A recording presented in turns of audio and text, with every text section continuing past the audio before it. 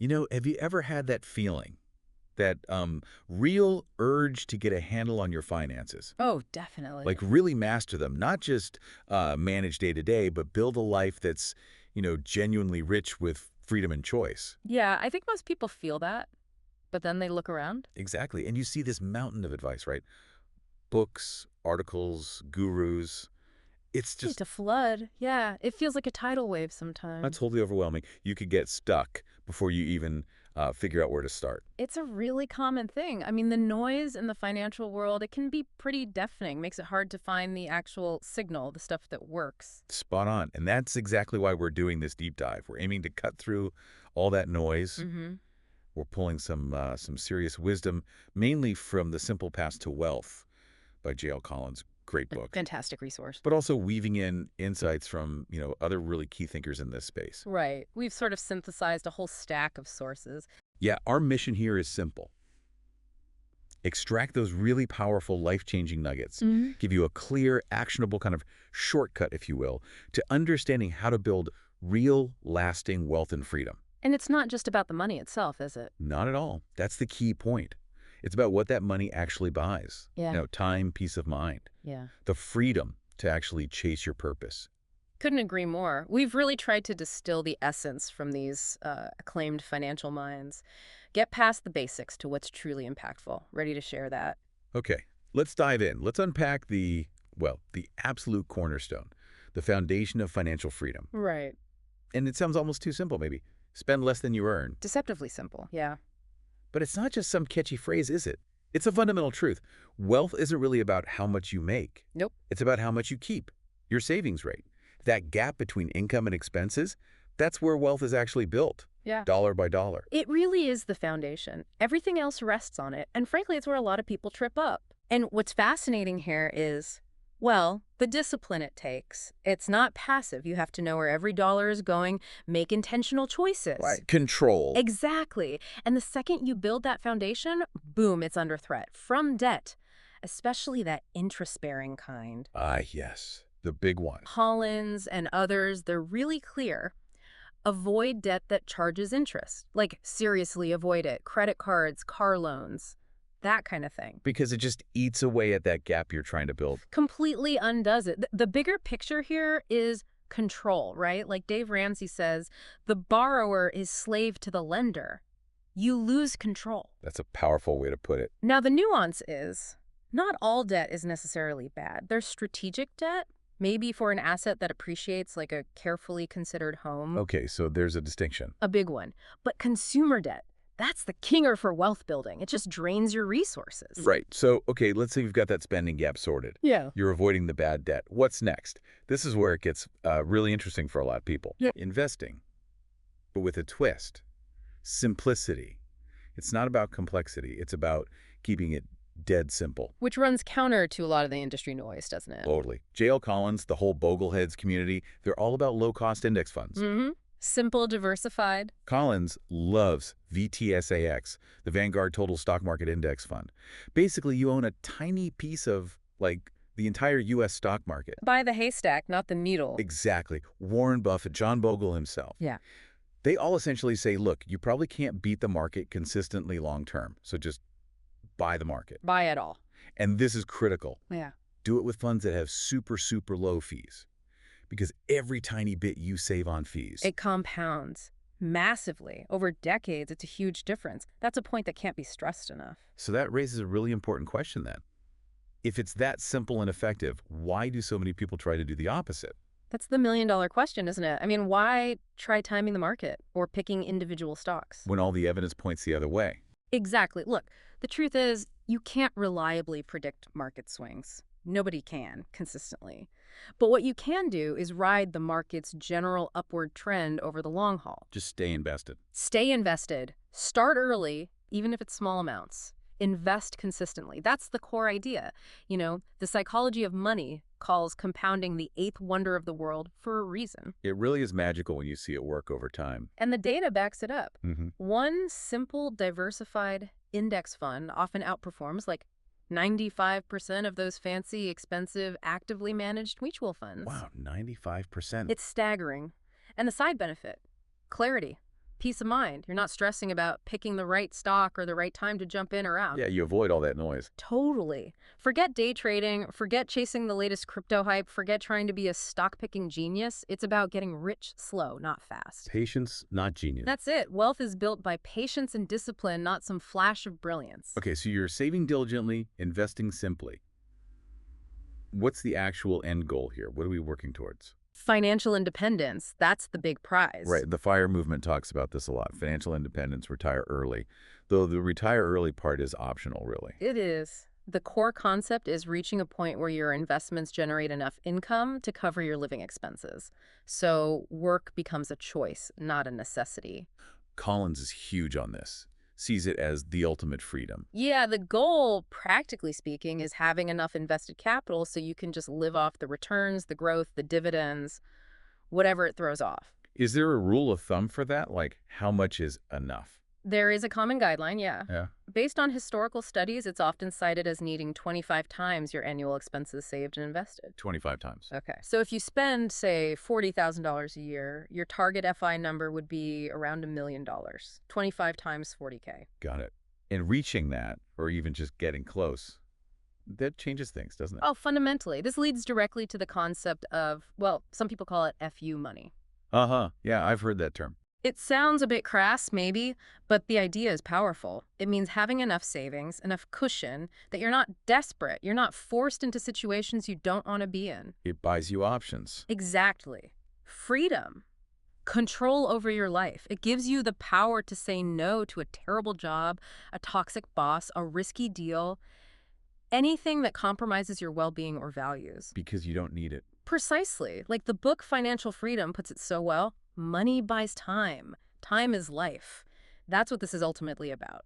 And that 25x number, does that tie into planning for actually using the money, like in retirement? It does, yeah. It's closely linked to the 4% rule. The 4% rule. Explain that a bit. Sure. It's another guideline, again based on historical data, suggesting you can likely withdraw 4% of your portfolio's value in the first year of retirement, and then adjust that amount for inflation each year after, with a very high probability of your money lasting for, say, 30 years or more. Okay, so back to that $1 million example. Right. If you have $1 million invested, 4% of that is $40,000.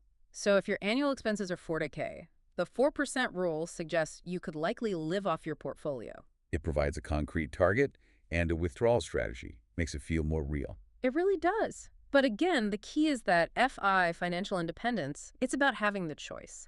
It's not about hitting a certain age and stopping work if you don't want to. It's about freedom. Before we even get deep into investing, though, there's a crucial first step, isn't there? Something about protection. Absolutely vital.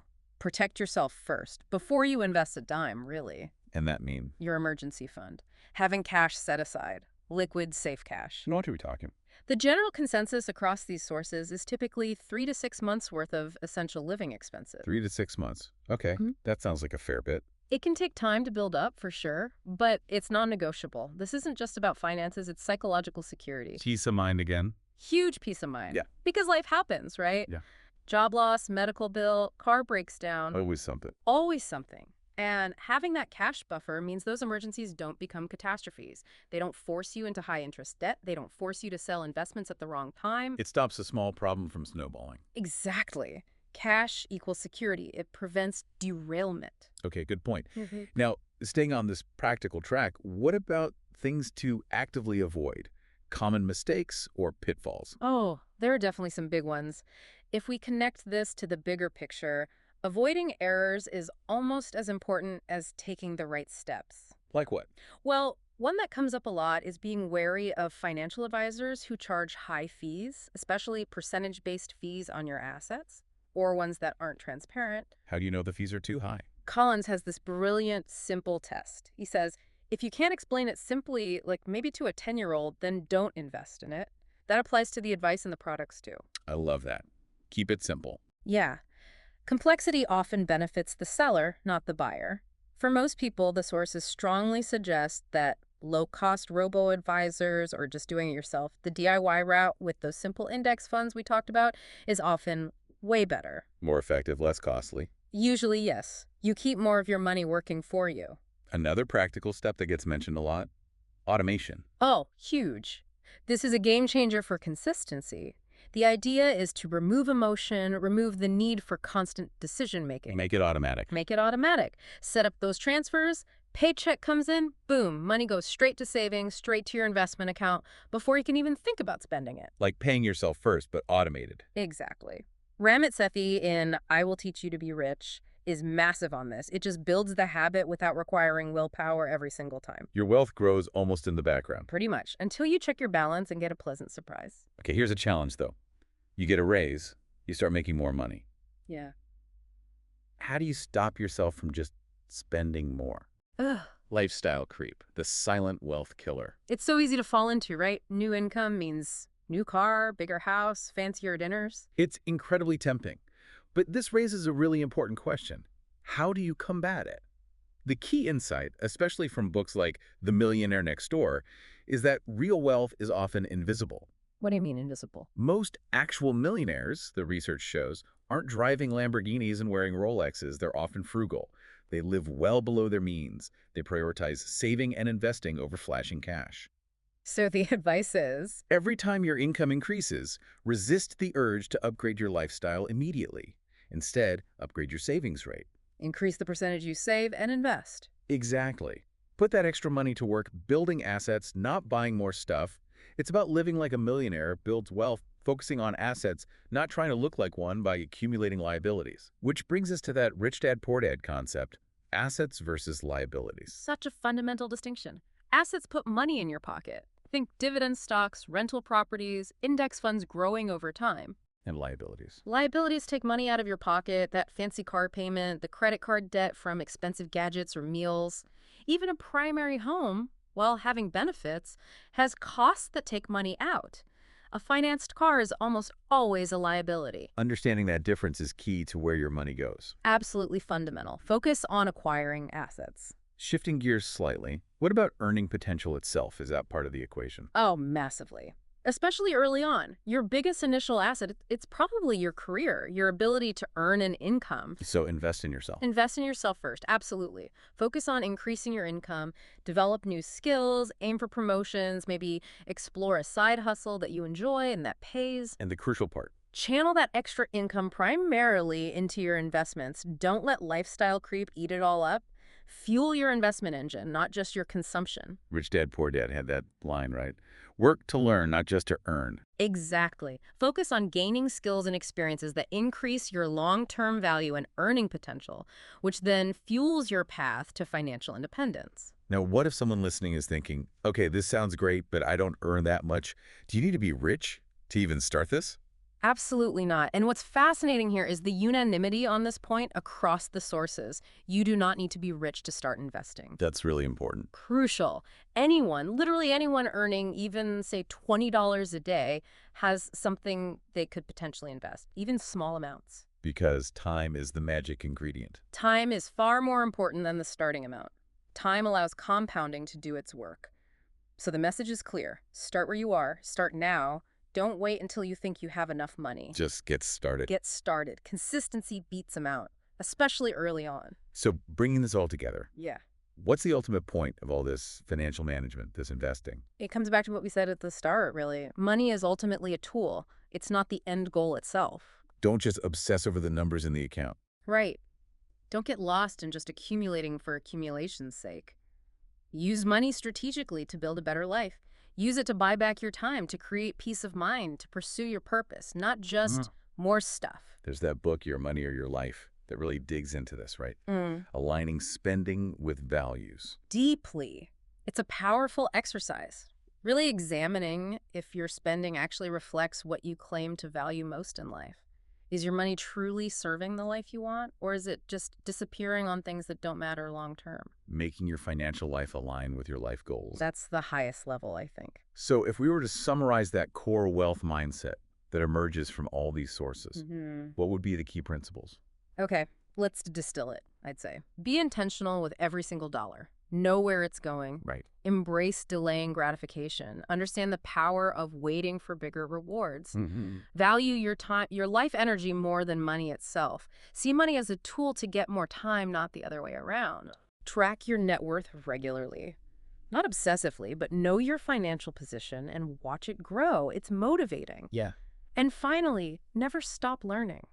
Keep reading, keep listening, keep refining your approach. It's an ongoing journey. That's a great summary. So look, it really boils down to this, doesn't it? Mastering just a few pretty simple, consistent financial habits. Habits drawn from these really smart, time-tested sources. It genuinely has the power to change your life. Fundamentally, it's not just about getting wealthy in dollars. Although that's a likely outcome. Right. But it's about gaining this incredible, unparalleled freedom. Freedom to live life on your own terms. That's the ultimate payoff. True freedom. So as we wrap up this deep dive, maybe a final thought for you, the listener, to chew on. Yeah, something to take away and consider. If money really is just a tool to buy time, peace, and purpose. Think about this. What's one area in your life right now where you can maybe reallocate some resources? Could be your time, could be your energy, could be actual money. Where could you shift something, starting today, to better reflect what you genuinely, truly value most?